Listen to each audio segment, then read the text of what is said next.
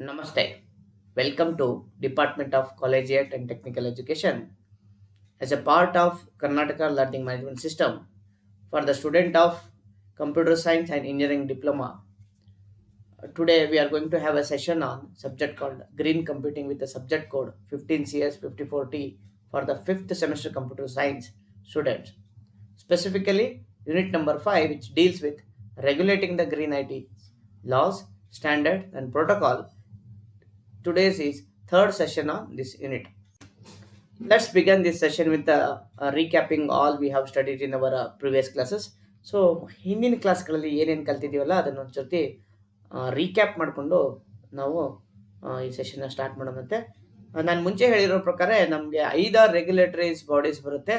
ಅವುಗಳಿಂದ ನಾವೇನು ಮಾಡ್ತೀವಪ್ಪ ಅಂತಂದರೆ ಯಾವ ಸಬ್ಸ್ಟೆನ್ಸ್ಗಳನ್ನು ಏನೇನು ಕೆಮಿಕಲ್ಸ್ಗಳನ್ನು ಐ ಟಿ ಪ್ರಾಡಕ್ಟು ಮತ್ತು ಇಲೆಕ್ಟ್ರಾನಿಕ್ ಇಕ್ವಿಪ್ಮೆಂಟಲ್ಲಿ ಯೂಸ್ ಮಾಡ್ತಾರಲ್ಲ ಅದನ್ನು ನಾವು ಕಂಟ್ರೋಲ್ ಮಾಡ್ತೀವಿ. ಅದರಲ್ಲಿ ನಾವು ಫಸ್ಟಾಗಿ ಕಲ್ತಿರೋದಂದರೆ ROHS. It is also called restriction on hazardous substance directive. So hazardous dangerous ಪದಾರ್ಥಗಳನ್ನ ಯಾವ ಯೂಸ್ ಮಾಡಬೇಕು, ಯಾವ ಯೂಸ್ ಮಾಡಬಾರ್ದು, ಯೂಸ್ ಮಾಡಿದ್ರು ಯಾವ ಲೆವೆಲಲ್ಲಿ ಯೂಸ್ ಮಾಡಬೇಕು ಅದ್ರ ಬಗ್ಗೆ ಡೀಟೇಲ್ ಆಗಿ ನಾವು ROHS ಅಲ್ಲಿ ಕಲ್ತಿದ್ದೀವಿ. ಇದನ್ನ ಲೆಡ್ ಫ್ರೀ ಡೈರೆಕ್ಟಿವ್ಸ್ ಅಂತಾನೂ ಕರೀತಾರೆ. ಯಾಕಂತ ಕರೀತಾರೆ ಅಂತಾನೂ ಕಲ್ತಿದ್ದೀವಿ. ಯಾವ 10 ಸಬ್ಸ್ಟೆನ್ಸ್ಗಳನ್ನ ಈ ಒಂದು ಡೈರೆಕ್ಟರಿಯಲ್ಲಿ ರೆಸ್ಟ್ರಿಕ್ಷನ್ ಮಾಡಿದ್ದಾರೆ, ಪರ್ಮಿಟೆಡ್ ಲಿಮಿಟ್ ಏನೇ ಅಂತ ಅದ್ರ ಬಗ್ಗೆನೂ ನಾವು ಸಹ ಡೀಟೇಲ್ಸ್ ಆಗಿ ಕಳಿಸಿದ್ವಿ. ಲೆಡ್ ಆಗಿರ್ಬೋದು, ಮರ್ಕ್ಯೂರಿ ಆಗಿರ್ಬೋದು, ಕ್ಯಾಡ್ಮಿಯಮ್ ಆಗಿರ್ಬೋದು, ಸೊ ಅದರ್ ಕೆಮಿಕಲ್ಸ್ ಯಾವ ಥರ ಅದನ್ನು ರೆಸ್ಟ್ರಿಕ್ಷನ್ ಮಾಡಿದ್ದಾರೆ ಅಂತ ಕಲಿಸಿದ್ವಿ. ಸೊ ರೆಸ್ಟ್ರಿಕ್ಷನ್ನ ಯೂನಿಫಾರ್ಮ್ ಆಗಿ ಎಲ್ಲ ಕಂಪೋನೆಂಟ್ ಮೇಲೆ ಇಕ್ವಿಪ್ಮೆಂಟ್ ಮೇಲೆ ಹಾಕಕ್ಕೆ ಬರಲ್ಲ. ಸೊ ಅದಕ್ಕೆ ಏನು ಮಾಡಿದ್ವಿ ನಾವು, ಇಕ್ವಿಪ್ಮೆಂಟ್ಗಳನ್ನು ಡಿಫ್ರೆಂಟ್ ಕ್ಯಾಟಗರಿ ಆಗಿ ಡಿವೈಡ್ ಮಾಡಿದ್ವಿ. ಕ್ಯಾಟಗರಿ ಯಾವ್ಯಾವು ಮತ್ತು ಅವುಗಳಲ್ಲಿ ಎಕ್ಸಾಮ್ಟೆಂಟ್ ಯಾವ್ಯಾವ ಇದೆ ಅದ್ರ ಬಗ್ಗೆನೂ ಸಹ ನಾವು ಕಲ್ತಿದ್ವಿ. ಅದೇ ಥರ ನಾವು ಇನ್ನೊಂದು ರೆಗ್ಯುಲೇಟರ್ ಬಾಡಿ ಬಗ್ಗೆ ಕಲ್ತಿದ್ವಿ. That is called as REACH. Means registration, evaluation, authorisation of chemical substances.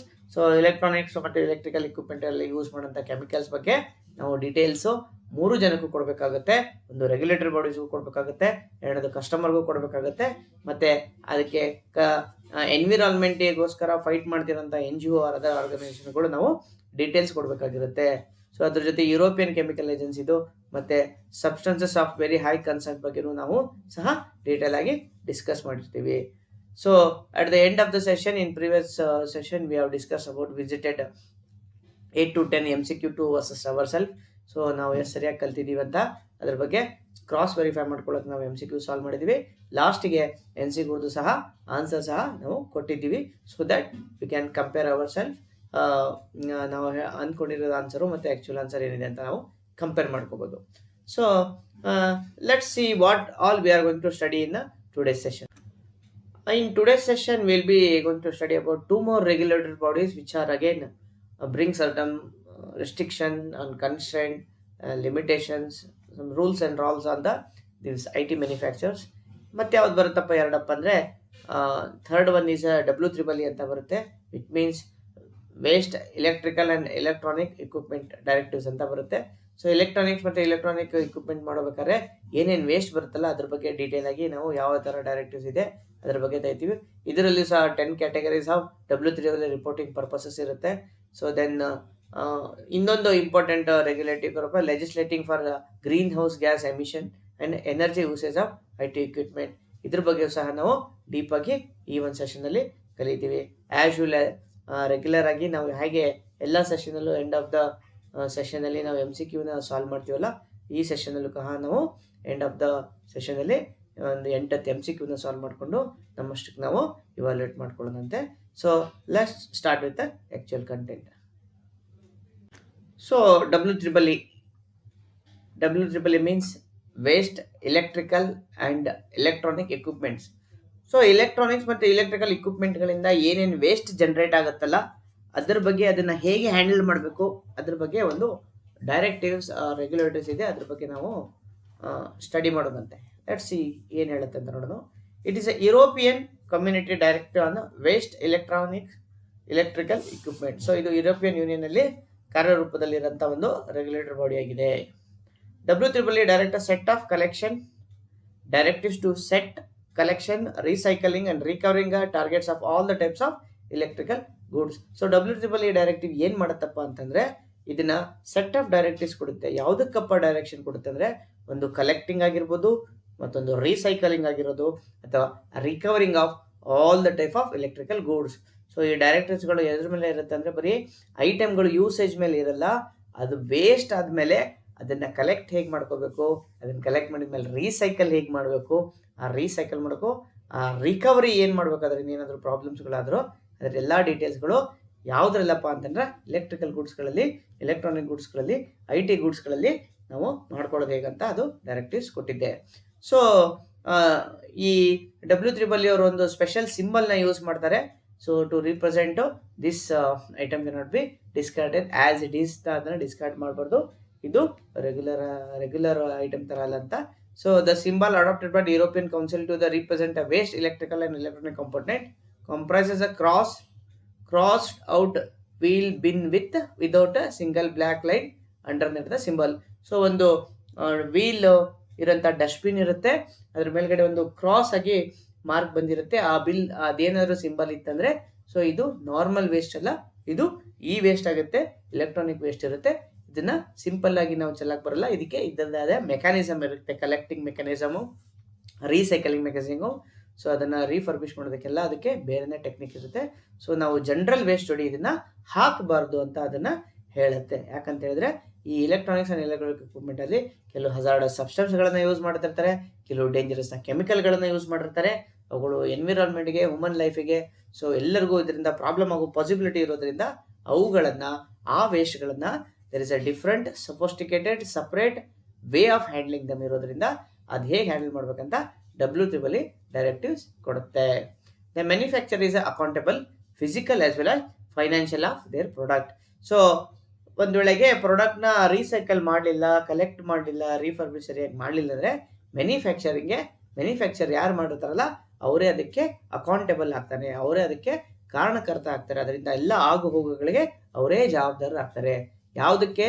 ಅದು ಫಿಸಿಕಲ್ ಆಗಿರ್ಬೋದು ಅಥವಾ ಫೈನಾನ್ಷಿಯಲ್, ಅದು ಆರ್ಥಿಕವಾಗಿ ಅದರಿಂದ ಏನಾದರೂ ಪ್ರಾಬ್ಲಮ್ ಆದರೂ ಸಹ, ದೈಹಿಕವಾಗಿ ಅದರಲ್ಲಿ ಏನಾದರೂ ಪ್ರಾಬ್ಲಮ್ ಆದರೂ ಸಹ ಮ್ಯಾನುಫ್ಯಾಕ್ಚರರೇ ಅದಕ್ಕೆ ಏನಾಗತ್ತಾರೆ, ಕಾರಣಭೂತರಾಗ್ತಾರೆ. ಅವನೇ ಅದಕ್ಕೆ ಕೊಡಬೇಕಾಗತ್ತೆ.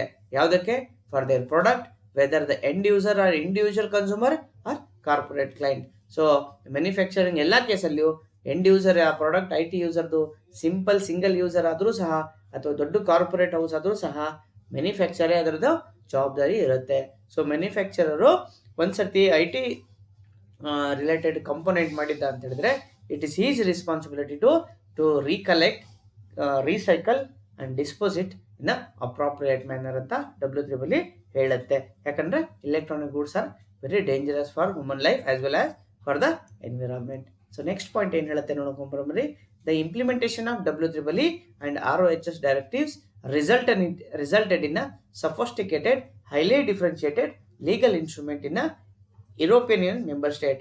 ಸೊ W3 ಮತ್ತೆ RoHS ಡೈರೆಕ್ಟಿವ್ಸ್ಗಳು ತುಂಬಾ ರಿಸ್ಟ್ರಿಕ್ಷನ್ಸ್ಗಳನ್ನ ತರುತ್ತೆ. RoHSಗಳನ್ನ ಯಾವ ಪದಾರ್ಥಗಳನ್ನ ನಾವು ಕಂಪೋನೆಂಟ್, ಸಬ್ ಕಂಪೋನೆಂಟ್ಗಳಲ್ಲಿ, IT, ಎಲೆಕ್ಟ್ರಾನಿಕ್ಸ್ ಅಂಡ್ ಎಲೆಕ್ಟ್ರಿಕ್ ಕಂಪೋನೆಂಟ್ಗಳಲ್ಲಿ, ಡಿವೈಸ್ಗಳಲ್ಲಿ ಯೂಸ್ ಮಾಡಬಾರ್ದು ಅಂತ ಹೇಳಿದ್ರೆ W3 ಏನು ಹೇಳುತ್ತಪ್ಪ ಅಂದ್ರೆ ಆ ಡಿವೈಸ್ಗಳನ್ನ ಯೂಸ್ ಆದ್ಮೇಲೆ ಅದನ್ನ ಹಾಗೆ ಎಲ್ಬೇಕಲ್ಲಿ ಚೆಲ್ಲಕ್ ಬರಲ್ಲ. ಅದನ್ನ ಸಿಸ್ಟಮೆಟಿಕ್ ಆಗಿ ನಾವೇನ್ ಬೇಕು ರೀಸೈಕಲ್ ಮಾಡ್ಬೇಕಂತ ಹೇಳ್ತೀವಿ. ಇದರಿಂದ ಏನಾಗುತ್ತೆ ಅಂತಂದ್ರೆ IT ಮ್ಯಾನುಫ್ಯಾಕ್ಚರರ್ಗೆ, IT ಡಿವೈಸ್ಗಳು ಮಾಡೋರಿಗೆ ತುಂಬಾ ರೆಸ್ಟ್ರಿಕ್ಟಿವ್ ಅನ್ಸುತ್ತೆ.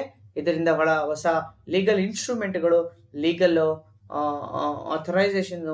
ಅಥಾರಿಟಿಗಳು ಸಹ ಯುರೋಪಿಯನ್ ಯೂನಿಯನ್ ಅಲ್ಲಿ ಬಂತು. ಇದರಿಂದ ಏನಾಗುತ್ತೆ ಅಂದ್ರೆ ಅವರು ಎನ್ವಿರಾನ್ಮೆಂಟ್ ನ ಸೇಫ್ ಗಾರ್ಡ್ ಮಾಡಕ್ಕೆ ಪಾಸಿಬಲ್ ಆಯ್ತು. So W3 directive set a total of 10 categories. So ಇದರಲ್ಲಿ ಟೋಟಲ್ 10 ಕ್ಯಾಟಗರಿಗಳನ್ನ ನಾವು ಅದು ಮಾಡಿರುತ್ತೆ. ಯಾವ್ದಪ್ಪ ಅದು? ಆ ಡಿವೈಸ್ಗಳನ್ನ ಯಾವ 10 ಕ್ಯಾಟಗರಿ ಆಗಿ ಮಾಡಿರುತ್ತೆ ಅಂದ್ರೆ ನೋಡ್ಕೊಂಬರೋಣ. ಈಗ ಒಂದು ಲಾರ್ಜ್ ಹೌಸ್ ಹೋಲ್ಡ್ ಅಪ್ಲಯನ್ಸ್ ಅಂತ ಒಂದು ಮಾಡಿರುತ್ತೆ, ಮತ್ತೊಂದು ಸ್ಮಾಲ್ ಹೌಸ್ ಹೋಲ್ಡ್ ಅಪ್ಲಯನ್ಸ್ ಅಂತ ಒಂದು ಮಾಡುತ್ತೆ, ಮತ್ತೊಂದು IT ಅಂಡ್ ಕಮ್ಯುನಿಕೇಶನ್ ಎಕ್ವಿಪ್ಮೆಂಟ್ ಅಂತ ಮಾಡಿರುತ್ತೆ. So large household appliances ಅಂದ್ರೆ ನಮ್ದು ಫ್ರಿಡ್ಜ್ ಆಗಿರ್ಬೋದು, ವಾಷಿಂಗ್ ಮಿಷಿನ್ ಆಗಿರ್ಬೋದು, ಇನ್ನೊಂದು ಮತ್ತೊಂದಾಗಿರ್ಬೋದು. ಸ್ಮಾಲ್ ಹೌಸ್ ಹೋಲ್ಡ್ ಅಪ್ಲಯನ್ಸ್ ಆಗಿದ್ರೆ ಅದೇ ಥರ ಓನ್ ಆಗಿರ್ಬೋದು, ನಮ್ದು ಮಿಕ್ಸಿ ಆಗಿರ್ಬೋದು, ಚಿಕ್ಕ ಡಿವೈಸ್ ಬರುತ್ತಲ್ಲ ಅದಕ್ಕೇನಂತ ನಾವು ಸ್ಮಾಲ್ ಅಂತ ಕರಿತೀವಿ. ಅದೇ IT ಮತ್ತು ಟೆಲಿಕಮ್ಯುನಿಕೇಶನ್ ಎಕ್ವಿಪ್ಮೆಂಟ್ ಆಗಿದ್ರೆ ITಗೆ ಸಂಬಂಧಪಟ್ಟ ಆಲ್ ಎಕ್ವಿಪ್ಮೆಂಟ್, ಟೆಲಿಕಮ್ಯುನಿಕೇಶನ್ ಎಕ್ವಿಪ್ಮೆಂಟ್ ಅಂದ್ರೆ like router, switch, hub. So ಈ ತರ ಎಕ್ವಿಪ್ಮೆಂಟ್ ಏನು ಬರುತ್ತಲ್ಲ ಸರ್ವರ್ಸ್ ಎಲ್ಲ ಇದರಲ್ಲಿ ಬಂದ್ಬಿಡುತ್ತೆ. ದೆನ್ ಕನ್ಸ್ಯೂಮರ್ ಇಕ್ವಿಪ್ಮೆಂಟ್ ಆಗಿರ್ಬೋದು, ದೆನ್ ಲೈಟಿಂಗ್ ಇಕ್ವಿಪ್ಮೆಂಟ್ ಆಗಿರ್ಬೋದು, ಅಥವಾ ಎಲೆಕ್ಟ್ರಿಕಲ್ ಆರ್ ಎಲೆಕ್ಟ್ರಾನಿಕ್ ಟೂಲ್ಸ್ ಆಗಿರ್ಬೋದು, ಅಥವಾ toys, leisure and sports equipment ಆಗಿರ್ಬೋದು, ಮೆಡಿಕಲ್ ಡಿವೈಸ್ಗಳಾಗಿರ್ಬೋದು, ಮಾನಿಟರಿಂಗ್ ಆ್ಯಂಡ್ ಕಂಟ್ರೋಲಿಂಗ್ ಇನ್ಸ್ಟ್ರೂಮೆಂಟ್ ಆಗಿರ್ಬೋದು, ಆಟೋಮೆಟಿಕ್ ಡಿಸ್ಪೆನ್ಸರ್ಸ್ ಆಗಿರ್ಬೋದು, ಎಲ್ಲ ಡಿವೈಸ್ಗಳ ಮೇಲೂ ಅವ್ರು ಏನು ಮಾಡ್ತಾರೆ ಅಂತ ಹೇಳಿದ್ರೆ ಕಂಪಲ್ಸರಿಯಾಗಿ ವೆರಿ ಸ್ಟ್ರಿಕ್ಟಾಗಿ ಈ ಡಿವೈಸ್ಗಳನ್ನು ರೀಸೈಕಲ್ ಮಾಡೋದ್ರಲ್ಲಿ ಅವ್ರಿಗೆ ಡೈರೆಕ್ಟಿವ್ಸ್ ಕೊಡುತ್ತೆ. It is clear that the need to be address a complete legislation in the different geographical location add a complexity for the global IT manufacturer organization. So ಏನು ಹೇಳುತ್ತಪ್ಪ ಅಂದರೆ ಯುರೋಪಿಯನ್ ಯೂನಿಯನಲ್ಲಿ ಒಂಥರ ಬೇರೆ ಥರ directives ಇರುತ್ತೆ, American ಕಾಂಟಿನೆಂಟಲ್ಲಿ ಬೇರೆ ಥರ ಇರುತ್ತೆ, ಏಷ್ಯನ್ ಕಾಂಟಿನೆಂಟಲ್ಲಿ ಬೇರೆ ಥರ ಇದ್ದರೆ IT ಮ್ಯಾನುಫ್ಯಾಕ್ಚರಿಂಗ್ ಮಾಡೋದು, ಕಂಪೋನೆಂಟ್ ಸಪ್ಲೈ ಮಾಡೋದು ತುಂಬ ಡಿಫಿಕಲ್ಟ್ ಆಗುತ್ತೆ ಮತ್ತು ಕಾಂಪ್ಲಿಕೇಶನ್ ಆಗುತ್ತೆ ಅಂತ ಹೇಳ್ತಾರೆ. To determine applicable regulation for the given geographical area be complicated by the problems of understanding which products are covered, which are exempted by the set of ಸಿಮ್ಲಿಂಗ್ complying regulatory. So ತುಂಬ ದೇಶಗಳಲ್ಲಿ ತುಂಬ ಅವ್ರದ್ದೇ ಆದ regulatory ಬಾಡೀಸ್ಗಳು, ಅವ್ರದ್ದೇ ಆದ restrictions, ಅವ್ರದ್ದೇ ಆದರೂ ಎಕ್ಸಮ್ಷನ್ ಇರೋದ್ರಿಂದ IT ಮ್ಯಾನುಫ್ಯಾಕ್ಚರ್ಗಳಿಗೆ ಯಾವ ದೇಶದಲ್ಲಿ ಯಾವುದು ಪ್ರಾಡಕ್ಟ್ ಮೇಲೆ ಯಾವ ರೆಸ್ಟ್ರಿಕ್ಷನ್ಸ್ ಇದೆ, ಯಾವುದು ಎಕ್ಸಮ್ಟ್ ಇದೆ ಅನ್ನೋದು ಡೀಟೇಲ್ಸ್ ಇರೋದೇ ಕಷ್ಟ ಆಗುತ್ತೆ. ಸೊ ಅವರು ಜನರಲ್ಲಾಗಿ ಸಿಂಪಲ್ಲಾಗಿ ಪ್ರಾಡಕ್ಟ್ ಮಾಡಿ ಎಲ್ಲ ದೇಶಕ್ಕೆ ಅಡೇರ್ ಆಗೋಂಥದ್ದು, ಎಲ್ಲ ರೆಗ್ಯುಲೇಟರ್ಗೆ ಅಡೇರ್ ಆಗೋಂಥ ಪ್ರಾಡಕ್ಟ್ನ ಮಾಡಿಕೊಡೋದು ತುಂಬ ಕಷ್ಟ ಆಗುತ್ತೆ ಅನ್ನೋದು ಮಾತನ್ನು ಇಲ್ಲಿ ನಾವು ಹೇಳಕ್ಕೆ ಬಯಸ್ತೀವಿ. So next, legislating for the greenhouse gas emission and energy uses of IT equipment.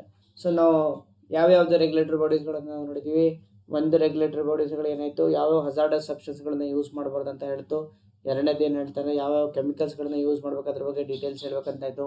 ಮೂರನೇದು ಏನು ಹೇಳ್ತಪ್ಪ ಅಂತ ಹೇಳಿದ್ರೆ ಅದು ವೇಸ್ಟನ್ನು ಹೇಗೆ ಹ್ಯಾಂಡಲ್ ಮಾಡಬೇಕು ಅದ್ರ ಬಗ್ಗೆ ಡೀಟೇಲ್ಸ್ನ ಡಿಸ್ಕಸ್ ಮಾಡಿದರೆ, ಫೋರ್ತ್ ಒಂದು ಏನು ಹೇಳುತ್ತೆ ಅಂದರೆ ಗ್ರೀನ್ ಹೌಸ್ ಗ್ಯಾಸ್ ಎಮಿಷನ್ ಬಗ್ಗೆ ಮತ್ತು ಎಲೆಕ್ಟ್ರಾನಿಕ್ ಇಕ್ವಿಪ್ಮೆಂಟು ಎಷ್ಟು ಎನರ್ಜಿ ಯೂಸ್ ಮಾಡುತ್ತೆ ಅದ್ರ ಮೇಲೆ ನಾವು ರೆಗ್ಯುಲೇಟರ್ ಮಾಡಬೇಕಾಗತ್ತೆ, ಅದ್ರ ಮೇಲೆ ಒಂದು ಬರುತ್ತೆ. The EUP directives 2005 focuses on energy efficiency in electrical, electronic and IT product. So UP ಏನು ಮಾಡುತ್ತೆ ಅಂದಪ್ಪ ಅಂತ ಹೇಳಿದ್ರೆ, ಯುರೋಪಿಯನ್ ಯೂನಿಯನ್ ಒಂದು ಡೈರೆಕ್ಟಿವ್ಸ್ ಇದೆ, ಒಂದು ರೆಗ್ಯುಲೇಟರಿ ಬಾಡಿ ಇದೆ. ಇನ್ನೊಂದು ಅದು ಯಾವುದು ಫೋಕಸ್ ಮಾಡುತ್ತೆ ಅಂದರೆ ಎಷ್ಟು ಎಲೆಕ್ಟ್ರಿಸಿಟಿ, ಎಷ್ಟು ಎಲೆಕ್ಟ್ರಿಕ್ ಪವರ್ ಇನ್ಸ್ಟ್ರೂಮೆಂಟ್ ಕನ್ಸ್ಯೂಮ್ ಮಾಡುತ್ತೆ ಅದ್ರ ಬಗ್ಗೆ ಅದು ರೆಗ್ಯುಲೇಟರಿ ಮಾಡುತ್ತೆ. This law sets the challenging target for the energy saving of up to 9% in the majority of electrical, electronics and IT product from 2008 to 2016. So ಇದೇನು ಮಾಡಿತ್ತಪ್ಪ ಅಂದರೆ ಎಲ್ಲ IT ಇಕ್ವಿಪ್ಮೆಂಟ್ ಮ್ಯಾನುಫ್ಯಾಕ್ಚರ್ಗೆ ಮಿನಿಮಮ್ 9% ನೀವು ಎಲೆಕ್ಟ್ರಿಸಿಟಿ ತೊಗೊಳ್ಳೋದನ್ನು ಕಡಿಮೆ ಮಾಡಬೇಕು ಫಾರ್ ನೆಕ್ಸ್ಟ್ 8 years ಅಂತ challenges ಮಾಡಿತ್ತು. ಭಾಳಷ್ಟು ಕಂಪ್ನಿಗಳು ಈ ಟಾರ್ಗೆಟ್ನ ಅಚೀವ್ ಮಾಡಿದೆ. ಭಾಳಷ್ಟು ಎಲೆಕ್ಟ್ರಾನಿಕ್ ಡಿವೈಸ್ಗಳು, IT ಇಕ್ವಿಪ್ಮೆಂಟ್ಗಳು ಈಗೆಲ್ಲ ಮೋರ್ ಎನರ್ಜಿ ಎಫಿಷಿಯನ್ಸ್ ಆಗಿದೆ. As per this law, in EU member state, it required IT to make a volunteer compliance with the declaration on energy used during the use like a Energy Star. So ಇಲ್ಲಿ ಹೇಗೆ ಮಾಡ್ತಾರೆ, ಯಾವುದೋ ಒಂದು equipment energy ಎಷ್ಟು use ಮಾಡ್ತಾ ಇದೆ ಅಂತ ನಮ್ಗೆ ಡೀಟೇಲ್ಸ್ ಹೇಗೆ ಕೊಡ್ತಾರೆ ಅಂದರೆ, ಅದೇ use a concept called energy star. Energy star ಅಂದರೆ ಜಾಸ್ತಿ ಸ್ಟಾರ್ ಇದ್ದಂಗೆ ಅದು ಕಡಿಮೆ ಎಲೆಕ್ಟ್ರಿಸಿಟಿ ಯೂಸ್ ಮಾಡುತ್ತೆ, ಹೈಯರ್ ಎಲೆಕ್ಟ್ರಿಕಲ್ ಎಫಿಷಿಯನ್ಸಿ ಇರುತ್ತೆ ಅಂತ ಅದರ ಅರ್ಥ. ನೀವೇ ತೋಡ್ರಿ, ಈಗ ನೀವು ಫ್ರಿಜ್ ತೊಗೊಳಕ್ಕೆ ಹೋದ್ರಿ, ವಾಷಿಂಗ್ ಮಷಿನ್ ತೊಗೊಳಕ್ಕೆ ಹೋದ್ರಿ, ಅಲ್ಲೆಲ್ಲ ಸ್ಟಾರ್ ಸಿಸ್ಟಮ್ ಇರುತ್ತೆ. ಸ್ವಲ್ಪ ನೀವು ಲಕ್ಷ್ಯ ಕೊಟ್ಟು ನೋಡಿದರೆ, ಸೊ 3 ಸ್ಟಾರ್ 4 ಸ್ಟಾರ್ ಇತ್ತಂದರೆ ಅದು ಎಲೆಕ್ಟ್ರಿಸಿಟಿ ಕಡಿಮೆ ತಗೊಳುತ್ತೆ. 5 ಸ್ಟಾರ್ ಇತ್ತಂದ್ರೆ ತುಂಬ ಎಫಿಷಿಯೆಂಟ್ ಆಗಿ, 2 ಅಥವಾ 3 ಇತ್ತಂದ್ರೆ ಅದು ನಾಮಿನಲ್ ಆಗಿದೆ ಅಂತ ಅದರ ಅರ್ಥ ಆಗುತ್ತೆ. So this regulation aims to reduce the power consumption of IT devices by setting a least performance standard for the new product. So ನಾನು ಮುಂಚೆ ಹೇಳಿದಿರೋ ಪ್ರಕಾರ ಈ ರೆಗ್ಯುಲೇಟರಿ ಬಾಡೀಸ್ದು ಮೇನ್ ಇಂಟೆನ್ಷನ್ ಏನಪ್ಪ ಅಂದರೆ ಎನರ್ಜಿ ಎಫಿಷಿಯನ್ಸಿನ ಜಾಸ್ತಿ ಮಾಡೋದು electronic device, so that we can save the lot of electricity ಅಂತ. It implemented one of the concept called as a 1 watt initiative and which aims to bring a standby power to the 1 watt per device. Stand by ಯಾವುದೋ device ಏನು ಪ್ರಾಡಕ್ಟಿಗೆ ಕೆಲಸ ಮಾಡ್ತಿಲ್ಲ, bust on ಇದ್ದಾಗ ಅದು 1 watt ಒಳಗಡೆ run ಆಗಬೇಕು, ಆ ಥರ ಡಿವೈಸ್ನ ಡಿಸೈನ್ ಮಾಡಿರಿ, ಮ್ಯಾನುಫ್ಯಾಕ್ಚರಿಂಗ್ ಮಾಡಿರಿ ಅಂತ ಅವರು ಎಲ್ಲರಿಗೂ ರೆಸ್ಟ್ರಿಕ್ಷನ್ ಇತ್ತು. ಸೊ ಈಗ ನಾವು ಇಷ್ಟೊತ್ತನ ಏನು ಕಲ್ತೀವಿ ಅದ್ರ ಮೇಲೆ ಕೆಲವು ಕ್ವಶನ್ಸ್ನ ಸಾಲ್ವ್ ಮಾಡಿ ನಮ್ಮಷ್ಟಕ್ಕೆ ನಾವೇ ಎಷ್ಟು ಸರಿಯಾಗಿ ಕಲ್ತಿದ್ದೀವಿ ಅಂತ will cross verify our self, check how well we have study till now. ಕೆಲವು MCQನ ಸಾಲ್ವ್ ಮಾಡ್ಕೊಂಬರೋಣ. Let's start. So let's solve some MCQ. MCQ number 1 ಏನು ಹೇಳುತ್ತೆ ನೋಡೋಣಂತೆ. WEEE means so waste electronics and electrical equipment. B western electrical and electronic equipment. C waste electronics, election and electoral equipment. D none of the above ಅಂತ ಹೇಳುತ್ತೆ. So WEEE ಅಂದರೆ standard definition. ಇದು already ನಾವು ಇದರಲ್ಲಿ ಕಲ್ತಿದ್ದೀವಿ ಹೆಡ್ಡಿಂಗಲ್ಲಿ. So ಆರಾಮಾಗಿ answer ಮಾಡ್ಬೋದು. ಸೊ ಎರಡನೇ MCQ ಏನು ಹೇಳುತ್ತೆ ನೋಡ್ಕೊಂಬರೋಣ. Dash directive set a collection, recycling and recovery target of all the type of electrical goods. ಯಾವ ಡೈರೆಕ್ಟ್ರಿ ನನಗೆ collection, recycling and recovery of electronic goods ಬಗ್ಗೆ ಹೇಳುತ್ತೆ ಅಂತ ಹೇಳಿದೆ. ಇದು ನಾನು option A ROHS, option B REACH, option C WEEE, option D all of the above. ಇದು question ಸಹ ನಾವು ನೀಟಾಗಿ ಡಿಸ್ಕಸ್ ಮಾಡಿದ್ದೀವಿ. ಸೊ ನೀವು ಆರಾಮಾಗಿ ಆನ್ಸರ್ ಮಾಡ್ಬೋದು. ಸೊ ಕ್ವಶನ್ ನಂಬರ್ 3 ಏನು ಹೇಳುತ್ತೆ ಅಂತ ನೋಡ್ಕೊಂಬೋದ. The symbol a crossed out wheel bin without a single black line underneath is used by the which regulator. So ಯಾವ ರೆಗ್ಯುಲೇಟರ್ ಒಂದು ಬಿನ್ ಇರುತ್ತೆ, ಅದಕ್ಕೆ ವೀಲ್ಸ್ ಇರುತ್ತೆ, ಒಂದು ಕ್ರಾಸ್ ಮಾರ್ಕ್ ಆಗಿರ್ತಾರೆ, ಅದು ಯಾವ ರೆಗ್ಯುಲೇಟರ್ ಯೂಸ್ ಮಾಡುತ್ತೆ ಅಂತ ಹೇಳಿದೆ. ROHS ಅಂತಾನೆ. B reach, C WEEE, D all of the above ಇದೆ. ಸೊ ನಾವು ಡಿಸ್ಕಸ್ ಮಾಡಿದೀವಿ. ಇದನ್ನು ಸಹ ಆರಾಮಾಗಿ ಆನ್ಸರ್ ಮಾಡ್ಬೋದು. ಸೊ 4ನೇ ಕ್ವಶನ್ ಏನು ಹೇಳುತ್ತೆ ನೋಡೋಣ. The WEEE directory set A total categories of WEEE for reporting dash purposes. So A 10, B 25, C 125, so D unlimited. So ನಾವು ಆಲ್ರೆಡಿ WEEE ಎಷ್ಟು ಕ್ಯಾಟಗರೀಸ್ ಬರುತ್ತೆ ಅಂತ ಡಿಸ್ಕಸ್ ಮಾಡಿದ್ದೀವಿ. ರಿಪೋರ್ಟಿಂಗ್ ಸ್ಟ್ರಕ್ಚರ್ ಹೆಂಗಿರುತ್ತೆ ಅಂತ ನೋಡಿದ್ದೀವಿ. ಅದರಿಂದ ಆರಾಮಾಗಿ ನಾವು ಆನ್ಸರ್ ಮಾಡೋದು. ಸೊ ನೆಕ್ಸ್ಟ್ ಕ್ವಶನ್ ನಂಬರ್ 5 ಏನು ಕೇಳುತ್ತೆ ನೋಡೋದು. Which of the following set of the devices categories are covered in WEEE directives ಅಂತ ಕೇಳಿದ್ದಾನೆ. So option A large household appliances, option B consumer equipment, option C medical devices, option D all of the above. So ನಾವು WEEE ಅಲ್ಲಿ ಏನು ಮಾಡ್ತೀವಿ ಅಂದರೆ ಡಿವೈಸ್ಗಳನ್ನು ಕ್ಯಾಟಗರಿಯಾಗಿ divide ಮಾಡ್ತೀವಿ. ಅದರಲ್ಲಿ ಯಾವ್ಯಾವ ಕ್ಯಾಟಗರಿ ಬರುತ್ತೆ ಅಂತ ಕೇಳಿದ್ದಾನೆ. ಸೊ ಇದನ್ನು ಸಹ ನಾವು ಡೈರೆಕ್ಟಾಗಿ ಆನ್ಸರ್ ಮಾಡ್ಬೋದು.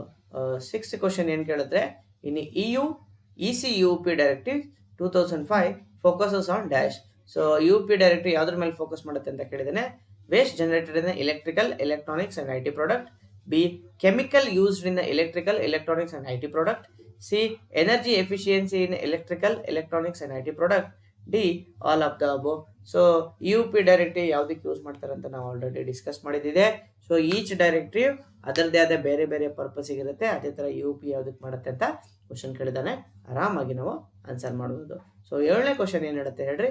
Dash regulation aims to reduce the power consumption of IT devices by setting up at least performance standard for a new product. ಯಾವ ಡೈರೆಕ್ಟಿವ್ ಮಾಡುತ್ತೆ ಅಂತ ಕೇಳಿದಾನೆ.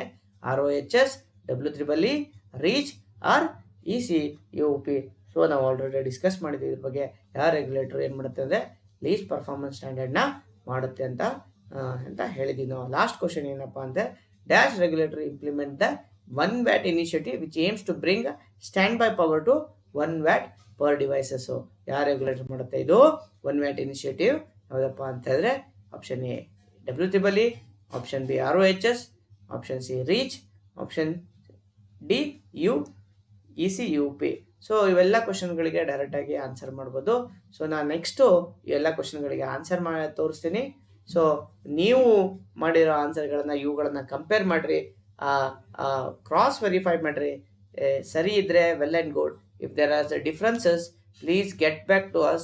We'll discuss and let you know. So ಇದೇ ಥರ ತುಂಬ MCQಗಳು, question with answers, standard materials ಬೇಕಂತಂದರೆ ನಮ್ಮ ಚಾನಲ್ನ ವಿಸಿಟ್ ಮಾಡ್ತಾ ಇರಿ. ನಮಗೆ ಕರ್ನಾಟಕ LMSನ ರೆಗ್ಯುಲರಾಗಿ ಯೂಸೇಜ್ ಮಾಡ್ತೀರಿ. ನಾವು ಈ ಥರ ಕಂಟೆಂಟ್, ಈ ಪರ್ಟಿಕ್ಯುಲರ್ ಸೆಷನ್ನ ಕಂಟೆಂಟ್ನ ಮಾಡೋದಕ್ಕೆ ನಾವು ಸ್ಟ್ಯಾಂಡರ್ಡ್ ರೆಫರೆನ್ಸ್ ಬುಕ್ ಆಗಂತ harnessing green IT by San ಮುರುಗದಾಸನ್ನ ರೆಫರ್ ಮಾಡಿದ್ವಿ. Along with that we have referred some important resources from the internet ನಾವು ರೆಫರ್ ಮಾಡಿ ಇದನ್ನು ಮಾಡಿದ್ದೀವಿ. ಸೊ ಈ ಒಂದು ವಿಡಿಯೋ, ಈ ಒಂದು ಕಂಟೆಂಟನ್ನು ಡೆವಲಪ್ ಮಾಡೋಕ್ಕೆ ತುಂಬ ಜನ ಡೈರೆಕ್ಟಾಗಿ ಇಂಡೈರೆಕ್ಟಾಗಿ ನಮಗೆ ಹೆಲ್ಪ್ ಮಾಡಿದ್ದಾರೆ. ಡಿಪಾರ್ಟ್ಮೆಂಟಿಂದ ಆಗಿರ್ಬೋದು, ಕಾಲೇಜಿಂದ ಆಗಿರ್ಬೋದು. Some of them are directly involved. ಇವರೆಲ್ಲ ನಮ್ಮ ಜೊತೆ ಕಂಟೆಂಟ್ ಡೆವಲಪ್ ಮಾಡಿದ್ದಾರೆ, ರಿವ್ಯೂ ಮಾಡಿದ್ದಾರೆ. ಅವ್ರಿಗೆಲ್ಲ ಸ್ಪೆಷಲ್ ಥ್ಯಾಂಕ್ಸ್ ಹೇಳ್ತಾ, ನಿಮಗೂ ಸಹ ಈ ವಿಡಿಯೋ, ಈ ಸೆಷನ್ ನೋಡಿದ್ದಕ್ಕೆ ಧನ್ಯವಾದಗಳನ್ನು ತಿಳಿಸ್ತೀನಿ. ನಮಸ್ತೆ.